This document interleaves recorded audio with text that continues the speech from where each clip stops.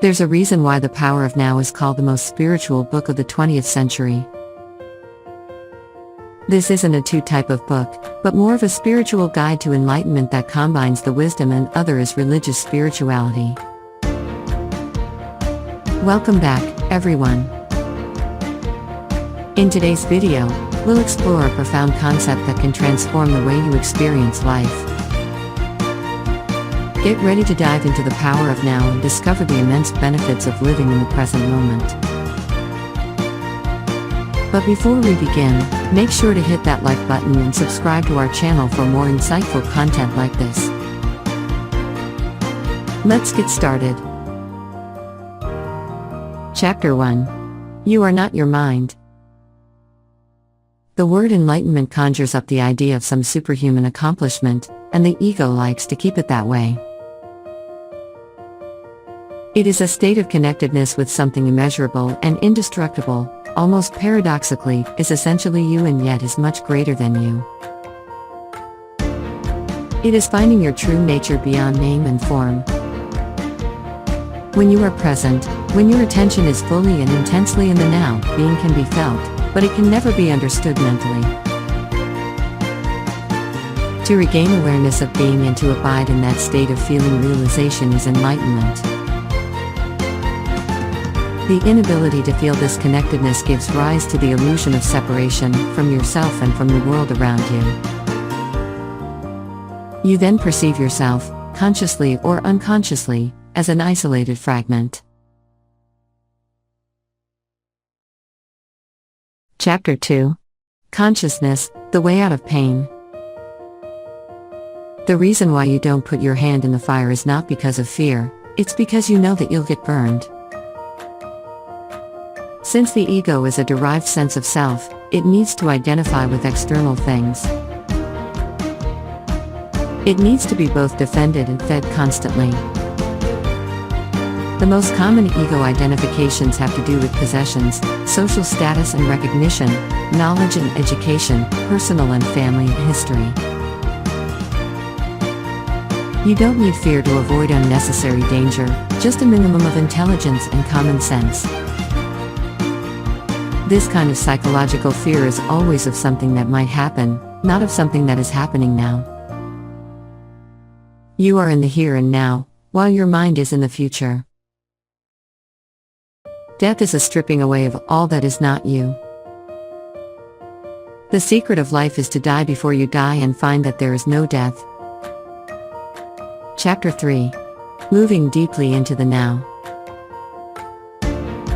To be identified with your mind is to be trapped in time, the compulsion to live almost exclusively through memory and anticipation. The moment you realize you are not present, you are present. Whenever you are able to observe your mind, you are no longer trapped in it. Another factor has come in, something that is not of the mind. If it is the quality of your consciousness at this moment that determines the future, then what is it that determines the quality of your consciousness? So the only place where true change can occur and where the past can be dissolved is the now. Chapter 4. Mind strategies for avoiding the now. Many people use alcohol, drugs, sex, food, work, television, or even shopping as anesthetics in an unconscious attempt to remove the basic unease. The best indicator of your level of consciousness is how you deal with life's challenges when they come. Through those challenges, an already unconscious person tends to become more deeply unconscious, and a conscious person more intensely conscious. As within, so without, if humans clear inner pollution, then they will also cease to create outer pollution. Chapter 5. The state of presence. Yes, Zen masters use the word satori to describe a flash of insight, a moment of no mind and total presence. Although satori is not a lasting transformation, be grateful when it comes, for it gives you a taste of enlightenment. You may, indeed, have experienced it many times without knowing what it is and realizing its importance. Chapter 6. The Inner Body.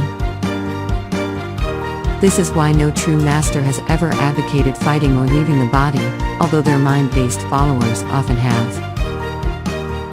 There is infinitely more intelligence in being than in your mind. The latter analogy is used by Jesus in the generally misunderstood parable of the two men who build a house. One man builds it on the sand, without a foundation, and when the storms and floods come, the house is swept away. The other man digs deep until he reaches the rock, then builds his house, which is not swept away by the floods. Chapter 7. The Meaning of Surrender, Mindset. Surrender is the simple but profound wisdom of yielding to rather than opposing the flow of life. The only place where you can experience the flow of life is the now, so to surrender is to accept the present moment unconditionally. Thank you so much for joining us on this journey of exploring the power of now. We hope you found this video insightful and gained valuable tools to embrace the present moment. If you enjoyed this content, don't forget to give it a thumbs up and subscribe to our channel for more videos on personal growth and self-improvement. Remember, the power to transform your life lies within you, right here, right now. Stay present, and we'll see you in the next video. Take care and be well.